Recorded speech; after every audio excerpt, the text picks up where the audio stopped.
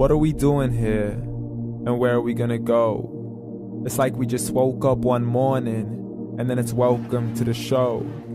Don't ask any questions, just go with the flow. Make as much money as you can, and try your best not to get broke. Copy everything you see on the TV, from the hairstyles to the clothes, and don't think too often, just do exactly as you're told. And if you ever get confused, then just turn towards the alcohol. You'll still hear your thoughts, then just turn up the radio as you learn to live a lifestyle of drugs, sex, and rock and roll. But in all honesty, I just need to know, is there more to the cycle than growing and getting old? Living and dying just to leave behind a happy home and a whole lot of property that somebody else is going to own. I just really need to know before the casket's closed, 'cause I'm not willing to gamble with my soul, nor am I ready to take any chances. These are just simple life questions, and I'm just searching for some answers. Like, what are we doing here? And what is our purpose? How did we get here, and who made us so perfect? And what happens once we go, or is this world all really worth it? Questions we don't answer because apparently we don't really have to. There's no purpose to this life and our existence is merely natural. Then in that case, please let me ask you, did you create yourself, or was it somebody else who had fashioned you? 'Cause you're a being that's impeccable, faultless and unparalleled. You're a product of supreme intelligence, and I'm merely being rational. For there isn't a camera on this earth that can come close to the human eye, nor a computer that can compete alongside the human mind. And if the whole world was to come together, we wouldn't be able to create a single fly. So many signs, yet we still deny. As science tries to justify that all this could come from none, when it's a simple sum. 0 plus 0 plus 0 cannot possibly ever give you 1. So from where did all this order come? For everything has its origins, a maker, a creator of its own. I mean, the only reason you're watching this video is because somebody had to press upload. So we can believe in the Big Bang, but I'd rather believe in He who caused it to explode. Allah, the creator of everything along with every single soul. The ever-living, the master, the only one who is in control. Unlike his creation, beyond our imagination. And no, he's not a man, nor does he have any partners in association. He's on his own. And no, he did not ever leave us alone.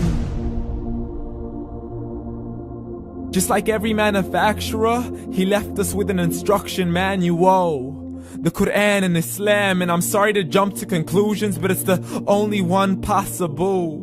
The only definition of God is the one and only supreme being. It's logical, a book with 0 contradictions, with miracles that are both scientific and historical, all revealed over 1400 years ago. Like the detailed description of the human embryo. The descriptions of the human embryo in the Quran cannot be based on scientific knowledge in the 7th century. To the mountains as pegs holding firm the earth below, and the 2 seas that don't mix in a complete separate flow. To the planets in orbit, alternating night and day as they stay in flow. The expansion of the universe and the creation of everything from H2O. To the stories of the past and the preservation of Pharaoh. To identifying the lowest point in the land where Persia defeated Rome. The gushing fluid that created man in the glands between the ribs and the backbone. And not a word has changed, it's still the same. So please explain how all this was known over 1400 years ago.